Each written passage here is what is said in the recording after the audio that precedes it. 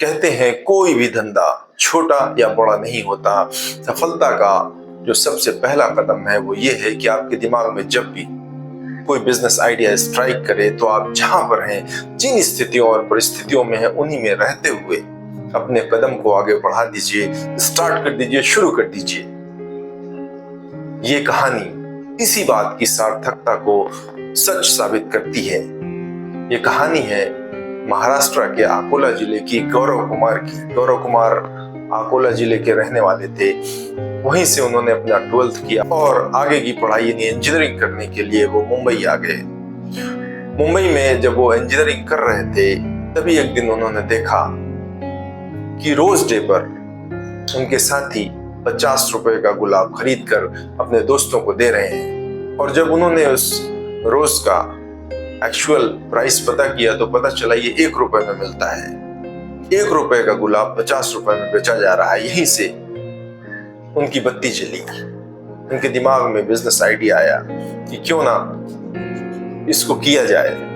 तो फिर उन्होंने साल भर वेट किया और अगले साल रोज डे के एक दिन पहले ही सुबह सुबह वो दादर की मार्केट में गए और वहां से उन्होंने 2000 रुपए का 2000 गुलाब खरीद लिया। और वो अपने कॉलेज आए और उसको थोड़ा कम दाम करके 2000 गुलाब को 50,000 रुपए में बेच दिया। एक लोअर मिडिल क्लास का बच्चा 50,000 कमा ले तो उसके लिए बड़ा प्राउड की बात है, उसके लिए वो पैसा बहुत है। गौरव कुमार ने अपनी इंजीनियरिंग कंप्लीट की और अब अगला स्टेज आता है एक जॉब। तो उन्होंने इंटरव्यू देना शुरू किया तो एक जगह उनका सिलेक्शन हो गया। तो अपने घर से ऑफिस जाने के लिए वो मुंबई की लोकल ट्रेन का यूज करते थे और उसी से आते जाते थे। एक दिन जब वो सफर कर रहे थे तभी उनके दिमाग में एक बात आई, एक आइडिया स्ट्राइक किया कि यार लोग 2-2 घंटे इस लोकल ट्रेन में सफर करते हैं, अगर कोई ऐसी चीज इनको बेचा जाए जो इनके काम आए और इनका टाइम भी अच्छे से पास हो जाए तो इससे एक बिजनेस शुरू किया जा सकता है। इसी सोच से उन्होंने सोचना शुरू किया कि वो कौन सा प्रोडक्ट है जिसको इस खाली समय में बेचा जा सकता है। उनके दिमाग में मैगजीन बेचने का आइडिया स्ट्राइक किया। तो वो कबाड़ वाले के पास गए और उन्होंने किलो के भाव से 3 किलो मैगजीन तौला कर अपने बैग में डाला, इस नियत से कि इसको लोकल ट्रेन पे बेचेंगे। और जब वो लोकल ट्रेन पे उस मैगजीन को लेकर चढ़े तो वो एक चीज जो हम सबको रोकती है उसी ने उनको भी रोका। डर कि लोग क्या कहेंगे, क्या सोचेंगे, कहीं कोई कुछ बोल न दे, कोई इंसल्ट न कर दे। इसी सोच और इसी डर ने उनको रोका। उनकी हिम्मत नहीं हुई कि वो मैगजीन निकाले और बोले मैगजीन ले लो, मैगजीन ले लो। इस तरह से वो 3 दिन उस 3 किलो की मैगजीन को लेकर उस लोकल ट्रेन पे आते जाते रहे, पर उनके अंदर का वो डर उन्हें रोके रखा। उनकी हिम्मत ही नहीं हुई कि वो मैगजीन निकाले और बेचना शुरू करें। बहरहाल चौथे दिन उन्होंने हिम्मत जुटाया कि जो भी होगा देखा जाएगा, चलो करते हैं। कि मैगजीन हाय बैग में तो डरे किस बात से, चलो करते हैं, जो होगा देखा जाएगा। और फिर डर को झटक के उन्होंने अपने बैग से मैगजीन निकाली और मैगजीन मैगजीन मैगजीन चिल्लाकर बेचने लगे। और उसी वक्त उनका सारा डर खत्म हो गया, क्योंकि लोगों ने कोई रिएक्शन नहीं लिया बल्कि लोगों ने उनकी मैगजीन लेना शुरू कर दिया। तो यहाँ से वो और इंस्पायर हुए, मोटिवेट हुए। तो इस तरह से वो लोकल ट्रेन पर मैगजीन बेचने लगे और अपनी जॉब भी करने लगे। कुछ वक्त के बाद उनके दिमाग में एक और आइडिया स्ट्राइक किया कि जो वक्त घर में बचता है वहां पर कुछ ऑनलाइन बिजनेस किया जाए। और इसी सोच के साथ वो बिजनेस आइडियाज सोचने लगे। तो उनके दिमाग में आया कि जीएसटी रजिस्ट्रेशन, ट्रेडमार्क रजिस्ट्रेशन वगैरह का अगर बिजनेस ऑनलाइन शुरू किया जाए तो ये बढ़ सकता है, आगे जा सकता है। तो अपने भाई के साथ उन्होंने एक कंपनी स्टार्ट की जिसका नाम रखा लीगल डॉक्स। लीगल डॉक्स में वो GST filing, GST registration, trademark registration जैसे काम करने लगे। तो पहले ही महीने में दोनों भाइयों ने मिलकर इतना काम किया जिससे जो प्रॉफिट आया वो उनकी सैलरी से ज्यादा था। तो इस बात को जब घर में उन्होंने बताया, अपनी वाइफ से बताया, तो उनकी वाइफ ने उन्हें बोला कि तुम जॉब छोड़ दो और इसी पर फोकस करो। बात समझ में आई। दोनों भाइयों ने जॉब छोड़कर उसी लीगल डॉक्स पे फोकस किया और धीरे धीरे धीरे उनकी इनकम बढ़ने लगी और बढ़कर 1 करोड़ पर मंथ पहुंच गई। तभी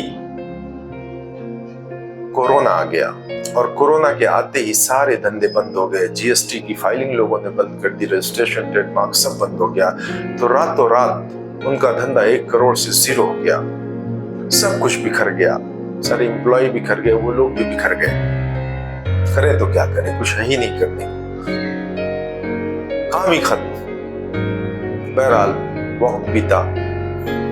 एक दिन गौरव कुमार को मुंबई कर फरसाण वाले मिले और उन्होंने उनको अपनी प्रॉब्लम बताई कि भाई, जब मैं अपनी शॉप पे रहता हूँ तो मेरा जो धंधा है और जो कलेक्शन है वो यहाँ रहता है, और जब मैं किसी काम से किसी वजह से कहीं बाहर रहता हूँ, शॉप पे नहीं रह पाता, तो मेरा धंधा यहाँ आ जाता है, मेरा कलेक्शन घट जाता है।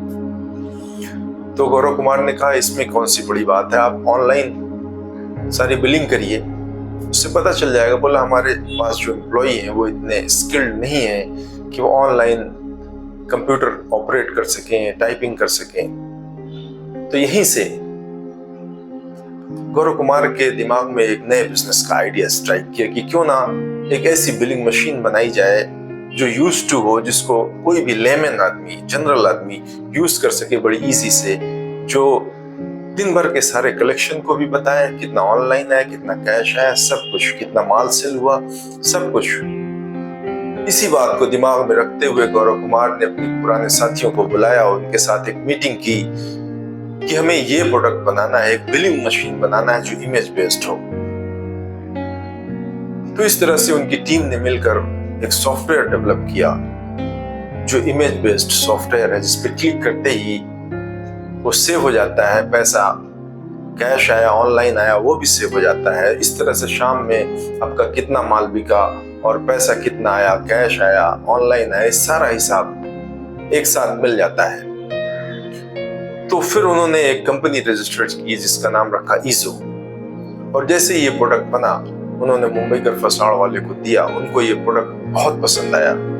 फिर गौरव कुमार और उनकी टीम ने मिलकर इस ईजो बिलिंग मशीन की मार्केटिंग शुरू की। तो पहले महीने में 30 बिकी, दूसरे में 100, तीसरे महीने में 500, 1000, और आज की डेट में वो पर मंथ 6000 मशीन बेचते हैं। और ये इनकी जो ईजो बिलिंग मशीन है वो पूरे ऑल ओवर इंडिया में जाती है, इंडिया के कोने कोने में बिकती है, और इसका जो टर्नओवर है आज की डेट में वो 3 करोड़ पर मंथ है, और सालाना टर्नओवर इसका 300 करोड़ तक पहुंच चुका है।